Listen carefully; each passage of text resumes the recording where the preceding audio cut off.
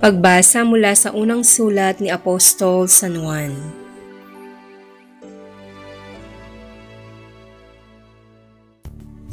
Sumusulat ako sa inyo, mga anak, sapagkat ipinatawad na ang inyong mga kasalanan, alang-alang kay Kristo. Sumusulat ako sa inyo, mga ama, sapagkat nakikilala ninyo siya na sa simula pa'y siya na. Sumusulat ako sa inyo, mga kabataan, sapagkat tinalo ninyo ang masama.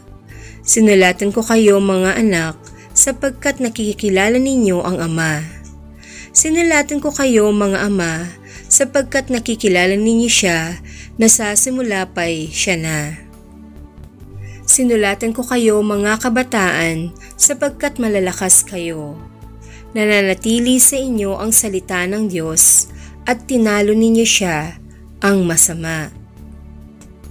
Huwag ninyong ibigin ang sanlibutan o ang mga bagay sa sanlibutan.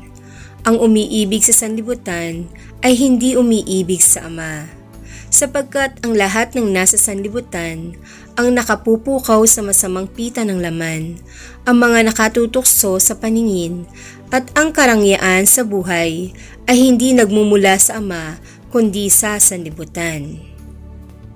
Mapaparam ang sanlibutan at lahat ng kinahuhumalingan nito, ngunit ang sumusunod sa kalooban ng Diyos ay mabubuhay magpakailanman. Ang salita ng Diyos. Salamat sa Diyos. Salmong tugunan. Magalak ang kalangitan at daigdig ay magdiwang. Panginoon ay purihin ng lahat sa sandaigdigan. Purihin ang lakas niya at ang kanyang kabanalan. Ang pagpuri ay iukol sa pangalan niyang banal. Magalak ang kalangitan at daigdig ay magdiwang. Dumulog sa kanyang templo't maghandog ng mga alay. Kung Panginooy dumating sa likas niyang kabanalan, humarap na nanginginig ang lahat sa daigdigan. Magalak ang kalangitan at daigdig ay magdiwang. Panginooy siyang hari, sa daigdig ay sabihin, sanlibutan matatag na kahit ito ay ugain. Sa paghatol sa nilikha, lahat pantay sa paningin. Magalak ang kalangitan at daigdig ay magdiwang. Aleluya, aleluya! Banal na araw sumikat, halina't sumambang lahat sa nanaog na liwanag. Aleluya, aleluya! Ang mabuting balita ng Panginoon ayon kay San Lucas.